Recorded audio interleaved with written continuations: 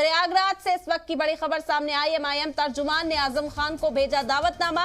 SP छोड़कर MIM में शामिल होने की दावत दी है। एमआईएम तर्जुमान मोहम्मद फरहान ने भेजा है खत। सीतापुर जेल में बंद आजम खान को खत भेजकर दावत दी है। एसपी और अखिलेश मुसलमानों के हमदर्द नहीं, ये भी साथ ही साथ कहा उन्होंने। तो एमआईएम तर्जुमान ने आजम खान को दावतनामा भेजा। उन्होंने एसपी छोड़कर एमआईएम में शामिल होने की दावत आजम खान को भेजी है। आपको बता दें कि सीतापुर जेल में बंद है आजम खान, जिन्हें खत भेजकर दावत दी गई है कि वो एमआईएम का दामन थाम ले।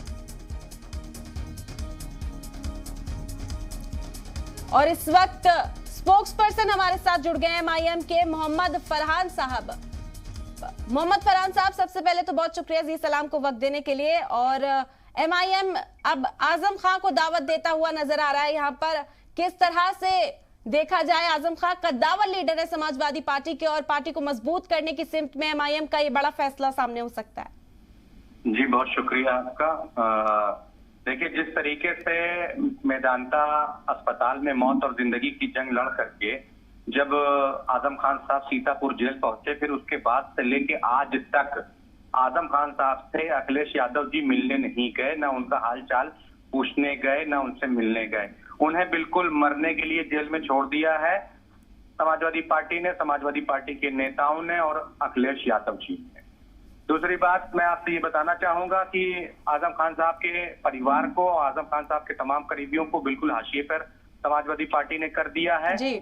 और मैं ये भी पूछना चाहता हूं कि आजम खान साहब को अगर नेता विरोधी दल बना देते समाजवादी पार्टी वाले तो कोई उन पर एहसान थोड़ी ना करते जी। लेकिन आजम खान साहब ने समाजवादी पार्टी को बनाया है, अखिलेश यादव जी को मुख्यमंत्री बनाया, नेताजी को मुख्यमंत्री बनाया है। और अगर थोड़ा सा अगर उनको नेता विरोधी दल बना दिया जाता तो कोई उन पर बहुत बड़ा एहसान न किया जाता। लेकिन मोहम्मद फरहान साहब, अब्दुल्ला आजम जेल से बाहर आए, उन्होंने तमाम बयान ये दिए कि अखिलेश यादव सीधे तौर पर भले ही साथ खड़े ना नजर आए हों, भले ही वो मिलने के लिए जेल के अंदर ना आए हों, लेकिन अखिलेश यादव ने कभी साथ नहीं छोड़ा। तो इस तरह के जब बयानात अब्दुल्ला आजम जेल से बाहर आने के बाद देते हैं, उनके खानदान की जानिब से इस तरह के बयान सामने आते हैं, तो किस तरह एमआईएम का दामन थामते हुए नजर आ सकते हैं? अभी कोई बयान दे रहे हैं आपको मैडम? नहीं, जब अब्दुल्ला आजम सर जेल से निकले तो अब्दुल्ला आजम लगातार इसी तरह के बयान देते हुए सुनाई पड़े थे। नहीं, मैं ये कह रहा हूँ अभी तो नहीं दे रहे हैं कोई बयान। आपने अभी कोई बयान लिया हाल फिलहाल में, एक आध हफ्ते 10 दिन के अंदर उनका? तो आपका कहना है हालात बदलते नजर आ रहे हैं?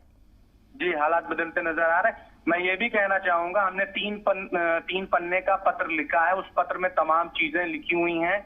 हम चाहते हैं कि आप अपने दर्शकों को मेरी जो पत्र की चीजें हैं उनको दिखाएं। मैंने तमाम बातों को रेखांकित किया है, उसमें तमाम बड़ी बातें लिखी हुई हैं। उसमें ये तक मैंने लिखा है कि आजम खान के परिवार के और आजम खान साहब की हत्या तक करवा देते अखिलेश यादव जी, मगर उनका बस नहीं चला, इस वजह से वो कुछ नहीं कर पाए। ये बेहद संगीन इल्जामात अखिलेश यादव के ऊपर भी आयद करते हुए कि एसपी समाजवादी पार्टी और अखिलेश को मुस्लिम मुखालिफ भी बताया जा रहा है एमआईएम की जानिब से। सुन लीजिए मैडम, एक बात और कहना चाहता हूँ। अखिलेश यादव जी ही नहीं चाहते कि आजम खान साहब जेल से बाहर आए। अखिलेश यादव जी ही नहीं चाहते कि आजम खान साहब जेल से बाहर आए। और मैं एक बात और कहना चाहूंगा कि जब योगी आदित्यनाथ जी मिलने के लिए गए थे मुलायम सिंह यादव जी से, तो वहां पर अखिलेश जी थे, शिवपाल सिंह यादव जी थे, साधना गुप्ता जी थे, मुलायम सिंह यादव जी थे। वहां पर क्या बातें हुई आप बता दें अखिलेश जी सबको। वहां पर यही रिक्वेस्ट की गई योगी आदित्यनाथ जी से कि आजम खान साहब को चुनाव तक बाहर ना आने दिया जाए, यही बात। और अभी 3 लोग बाहर हैं, आप पूछ सकते हैं कि बात झूठ है कि सच है।